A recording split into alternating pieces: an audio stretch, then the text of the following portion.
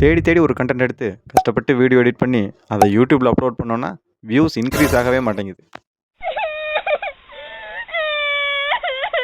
So அதுக்கு ஒரு solution தேடி யூடியூப்பில் போய் சர்ச் பண்ணோன்னா எக்கச்சக்க வீடியோ வருது. அதுலேயும் எக்கச்சக்கமான ரீசன்ஸ் இருக்குது.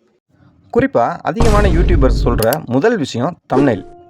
நம்ம அப்லோட் பண்ணுற ஒரு வீடியோவுக்கு தம்ப்நெயில் எந்த மாதிரி வைக்கிறோம் அப்படின்றத பொறுத்து தான் ஆடியன்ஸ் உள்ளே வந்து பார்ப்பாங்க. ரெண்டாவது விஷயம், உள்ளே வந்த ஆடியன்ஸ்க்கு போர் அடிக்காமல் இருக்கிறதுக்கு உங்களுடைய கண்டென்ட்டை ஒரு ஒன்லைன் ஸ்டோரியில் சீக்கிரமாக சொல்லி முடிக்கணும். மூணாவது விஷயம், நீங்கள் சொல்லக்கூடிய அந்த ஒன்லைன் ஸ்டோரிக்கு தகுந்த மாதிரி சின்ன சின்ன video clips, text animation, motion graphics இந்த மாதிரி ஏதாவதும் அந்த வீடியோவில் ஆட் பண்ணிக்கணும். இந்த 3 ஸ்டெப்பை ஃபாலோ பண்ணாலே போதும், உங்களுடைய சேனல் ஓரளவுக்கு க்ரோத் ஆகிறதுக்கு வாய்ப்புகள் அதிகமாகவே இருக்குது.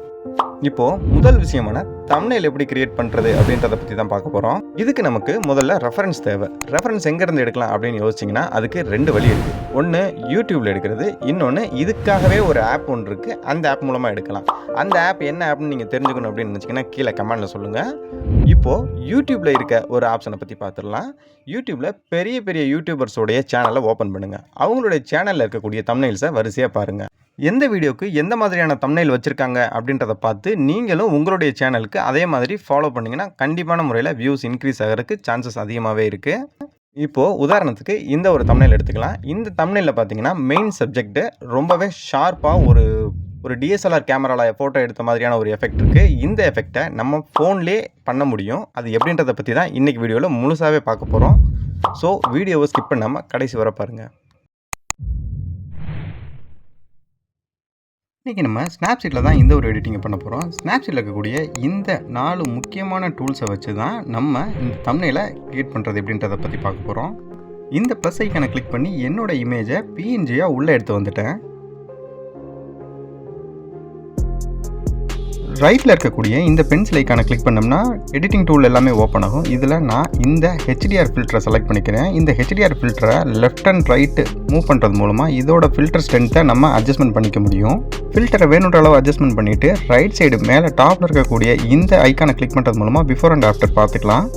அடுத்து லேயர்ஸை ஓப்பன் பண்ணி வியூ டீட்டெயில்ஸ் கொடுத்துட்டு ஹெச்டிஆரை செலக்ட் பண்ணிவிட்டு இப்போது நான் டியூன் பண்ண இந்த ஹெச்டிஆர் ஃபில்டரை ஒன்லி மெயின் சப்ஜெக்ட்டுக்கு மட்டும் அப்ளை பண்ணுறேன். இந்த ஹெச்டிஆர் ஃபில்டரை அப்ளை பண்ணதுக்கப்புறம் பார்த்தீங்கன்னா பிஎன்ஜியை உள்ளே எடுத்து வந்த இந்த இமேஜுக்கு ஒரு பிளாங்கான பிளாக் பேக்ரவுண்ட் ஆட்டோமேட்டிக்காகவே க்ரியேட் ஆக ஆரம்பிச்சிரும். அடுத்து பார்த்தீங்கன்னா இந்த பேஜ்லேருந்து வெளியில் வந்துட்டு அடுத்து பென்சில் ஐக்கானை கிளிக் பண்ணி டூல்ஸை ஓப்பன் பண்ணிக்கிறேன். ஓப்பன் பண்ணிவிட்டு இதில் நான் இப்போ டியூன் இமேஜ் அப்படின்ற ஆப்ஷனை கொடுக்க போகிறேன். இந்த டியூன் இமேஜை கொடுத்ததுக்கப்புறம் அதே மாதிரி லெஃப்ட் அண்ட் ரைட் மூவ் பண்ணி வேணுன்ற ஃபில்டரை வேணுன்ற மாதிரி நம்ம அட்ஜஸ்ட்மெண்ட் பண்ணி எடுத்துக்கிறேன்.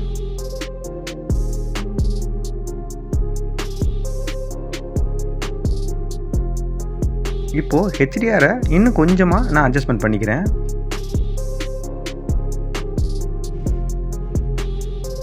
அடுத்து டியூன் இமேஜில் போயிட்டு ஷேடோஸை கொஞ்சமாக நான் டிக்ரீஸ் பண்ணிக்கிறேன்.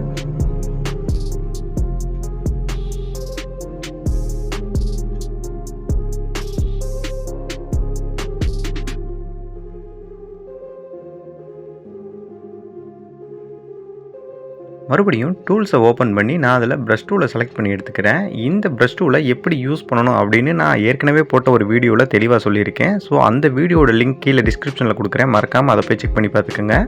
இப்போது இதில் ப்ரஷ் வேல்யூவை +10 வச்சுட்டு இந்த மாதிரி கார்னரில் மட்டும் இந்த மாதிரி ஒரு ஹைலைட் வர மாதிரியான ஒரு எஃபெக்ட் கொடுத்து எடுத்துக்கிறோம். இது எதுக்கு பண்ணுறோம் அப்படின்னு பார்த்தீங்கன்னா, இப்போது நம்ம ஒரு தம்ப்நெயிலில் இந்த இமேஜை நம்ம உள்ளே செட் பண்ணதுக்கப்புறம் அதுக்கு பேக்ரவுண்ட்லேருந்து ஏதாவது ஒரு சைட்லேருந்து லைட் சோர்ஸிங் வர மாதிரியான ஒரு செட்டப் கொடுப்போம். அது எந்த சைடு நம்ம பண்ணுறோம் அப்படின்றத பொறுத்து இந்த லைட் எஃபெக்ட் ஆட் பண்ணணும்.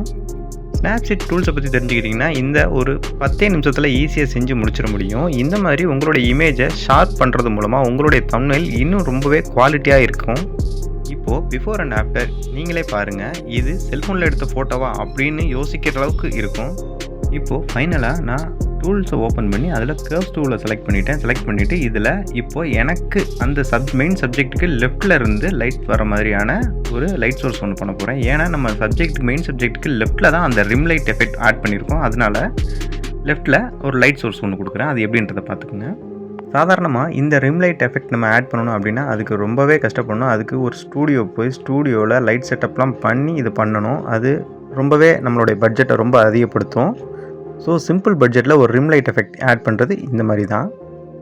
ஓவரால் நம்மளுடைய ஒர்க் முடிஞ்சிருச்சு. இன்றைக்கி இந்த 4 டூலை யூஸ் பண்ணி நம்மளோட இமேஜை எப்படி ஷார்ப் பண்ணுறது அப்படின்றத பற்றி டீட்டெயிலாக ஓரளவுக்கு சொல்லியிருக்கேன். இது உங்கள் எல்லாருக்கும் புரிஞ்சிருக்கும்னு சொல்லி நினைக்கிறேன். ஒரு தம்ப்நெயிலுக்கான பேக்ரவுண்ட் எங்கேருந்து டவுன்லோட் பண்ணுறது, ஃபாண்ட் எப்படி நம்ம க்ரியேட் பண்ணுறது அப்படின்றத நீங்கள் தெரிஞ்சுக்கணும்னு நினச்சிங்கன்னா கீழே கமெண்ட்டில் சொல்லுங்கள். அடுத்த வீடியோ கண்டிப்பாக மேக் பண்ணி போடுறேன். இப்போது இந்த எடிட்டிங்கில் சின்ன ஒரு கரெக்ஷன் மட்டும் இருக்குது. இந்த கரெக்ஷன் எல்லாமே நான் லேயர் அட்ஜஸ்ட் பண்ணி 1 by 1 அதை ஃபாஸ்ட்டாக பண்ணி முடிச்சிடுறேன். ஸோ இதை பற்றின ஃபுல் டீட்டெயில் தெளிவாக வேணும் அப்படின்னா கீழே கமெண்ட்டில் சொல்லுங்கள். இந்த வீடியோ உங்களுக்கு பிடிச்சிருந்தா இந்த வீடியோக்கு ஒரு லைக் கொடுத்துட்டு மறக்காமல் நம்மளோட சேனலை சப்ஸ்கிரைப் பண்ணிக்கோங்க. நான் எடிட் பண்ண இந்த ஒரு ஃபோட்டோவை நான் என்னோடய இன்ஸ்டாகிராம் பேஜில் அப்லோட் பண்ணுறேன். கீழே டிஸ்கிரிப்ஷனில் அதோட லிங்க் கொடுக்குறேன். மறக்காமல் போய் செக் பண்ணி பார்த்துட்டு இது எப்படி இருக்குது அப்படின்றத உங்கள் கருத்துக்களை அங்கே உள்ள கமெண்டில் நீங்கள் பதிவு பண்ணுங்கள். அடுத்து ஒரு இன்ட்ரெஸ்டிங்கான வீடியோவில் சந்திக்கலாம். டாட்டா, பாய்.